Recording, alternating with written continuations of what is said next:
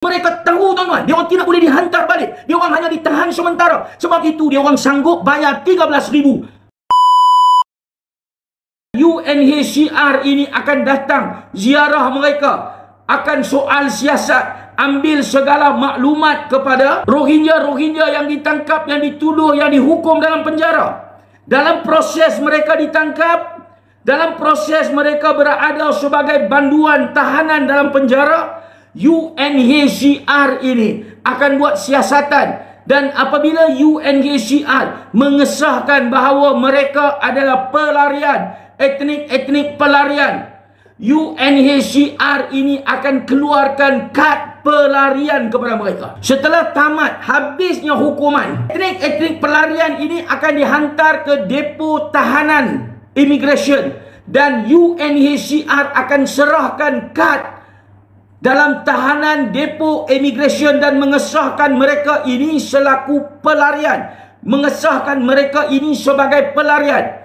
Apabila mereka telah disahkan sebagai pelarian, Jabatan Immigration Malaysia tak boleh lagi tahan mereka ini. Kena bebaskan Rohingya ini, kena bebaskan tahanan-tahanan ini. Apabila tahanan ini dibebaskan, bermakna bermulalah kehidupan mereka, tuan-tuan. Kehidupan yang baru. Mereka akan bebas dalam negara kita, boleh pergi ke mana sahaja. Dalam semenanjung ini tidak ada siapa pun boleh halang mereka berdasarkan undang-undang negara kita, selagi mana mereka tidak melakukan jenayah. Ini yang berlaku, tuan-tuan. Sebab itu mereka ceroboh negara kita. Mereka tahu, tuan-tuan, dia orang tidak boleh dihantar balik. Dia orang hanya ditahan sementara. Sebab itu dia orang sanggup bayar 13,000 ringgit satu kepala, tuan-tuan. Kalau kita rakyat Malaysia boleh faham, kita tak akan tanya pasal apa dia orang menceroboh. Dan sebab apa kita bagi tahu ini ada sindiket. Apabila ditahan Rohingya ini dalam perairan negara kita, bermakna kita tidak ada jalan melainkan menerima mereka.